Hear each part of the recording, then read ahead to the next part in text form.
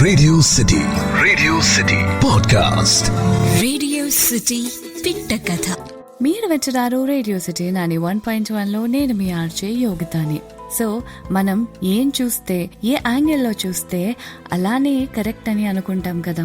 దీనికి సంబంధించి చక్కనైన స్టోరీ చెప్పడానికి రెడీగా ఉన్నాను పిట్ట కథల్లో. అనగనగా ఒక ఊరిలో 6 బ్లైండ్ మెన్ ఉన్నారనమాట.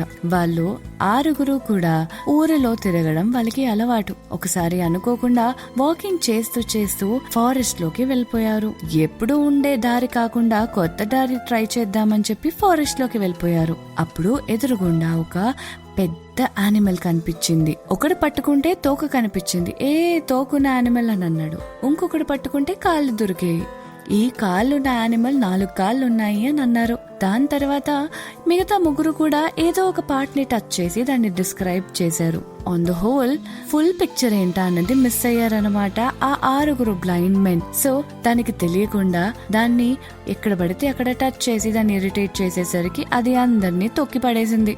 సో దీన్ని బట్టి అర్థమైంది ఏంటి అంటే, ఎవరు ఏ యాంగిల్ చూస్తారో ఆ యాంగిలే వాళ్ళకి కనబడుతుంది.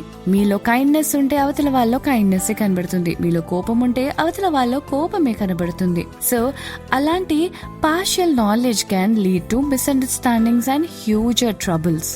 సో అందుకనే ఎప్పుడైనా మీకు తెలిసిన యాంగిలే కాకుండా అన్ని యాంగిల్స్ లో కూడా ఏదన్నా మీరు ఆలోచించడం స్టార్ట్ చేయాలి. అప్పుడే కరెక్ట్ పిక్చర్ అనేది వస్తుంది. చాలా చక్కనైన స్టోరీ విన్నారు కదా.